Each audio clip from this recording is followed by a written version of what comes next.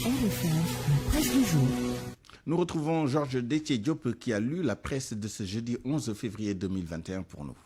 Ça démarre aujourd'hui. L'Assemblée nationale pose ce jeudi le premier acte de la procédure de levée de l'immunité parlementaire du député Ousmane Sonko, le leader du parti PASTEF, visé par une plainte pour viol répété et menace de mort. Selon Sud Quotidien, le bureau de l'Assemblée nationale, convoqué à midi, va statuer sur la demande. Suivra une réunion de la conférence des présidents.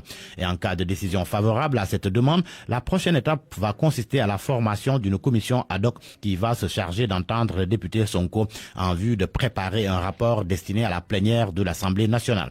En attendant, les avocats du leader de PASTEF ont adressé une requête au président de l'Assemblée nationale. Le journal Le Quotidien et Tribune livrent la teneur de la correspondance. Ils ont 4 exigences. Les conseils de Sonko ont suggéré à Moustapha Agnès de requérir des 2 autorités de saisine la production du seul rapport médical existant produit de moins de 24 heures après les faits supposés de viol, les déclarations des témoins et de l'accusatrice, la déposition d'un des témoins ayant nommément cité une personnalité, le réquisitoire introductif du parquet. Le parquet qui va entendre ce jeudi les manifestants pro-Sonko. Selon l'Observateur, ils sont au nombre de 42 et seront déférés aujourd'hui. Les Échos nous apprennent qu'ils sont poursuivis pour rassemblement non autorisé, trouble à l'ordre public et destruction de biens publics et privés. Certains, souligne mon confrère, avaient nié les faits, mais confrontés aux images, ils sont passé à table. Selon l'AS, il risque l'instruction, ce que semble confirmer l'Observateur qui fait état d'une marche vers l'instruction.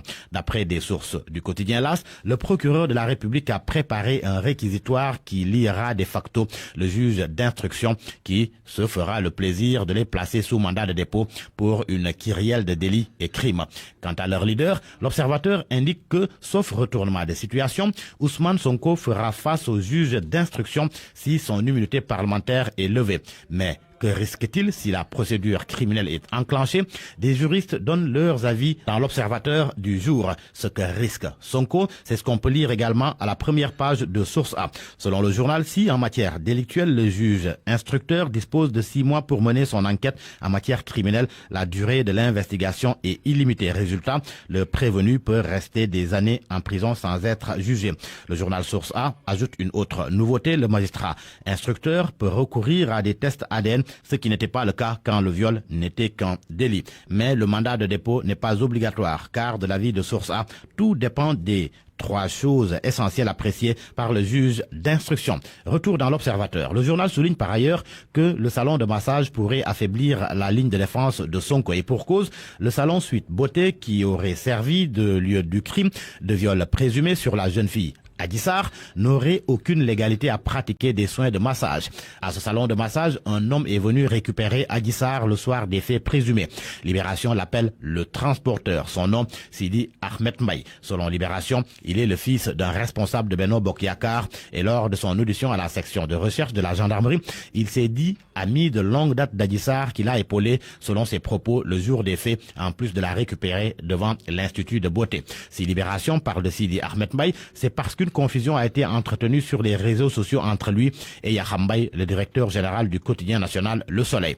L'affaire fait plus que jamais débat et le cercle des soutiens de Sonko s'élargit. Le Témoin indique que Y en a marre, FDS et FRAPP sont en ordre de bataille. Selon le journal, ces mouvements ont décidé de se constituer en bouclier pour le leader de PASTEF. Et si l'on se fie au quotidien, le quotidien, Nyolank, Tahaou, se sont joint au combat, le cordon sécuritaire autour de Sonko. Le quotidien évoque ainsi les organisations de la société civile, les acteurs politiques et les citoyens qui dénoncent une tentative de liquidation du leader de PASTEF par le régime de Macky Sall.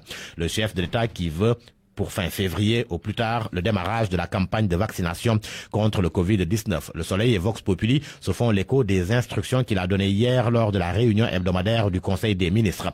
Les journaux rapportent que le chef de l'État a appelé à accélérer les procédures et la mobilisation des ressources humaines et financières nécessaires au lancement des campagnes de vaccination. Les sports pour terminer, l'attaquant des Lions, Boulaye Dia, parle d'un record. Le journal a repris une interview que le pensionnaire de Reims a accordée à France Football. Boulaye Dia raconte son parcours qu'il a mené d'un poste à l'usine en 2017 au podium du classement des buteurs de la Ligue 1 française en 2021.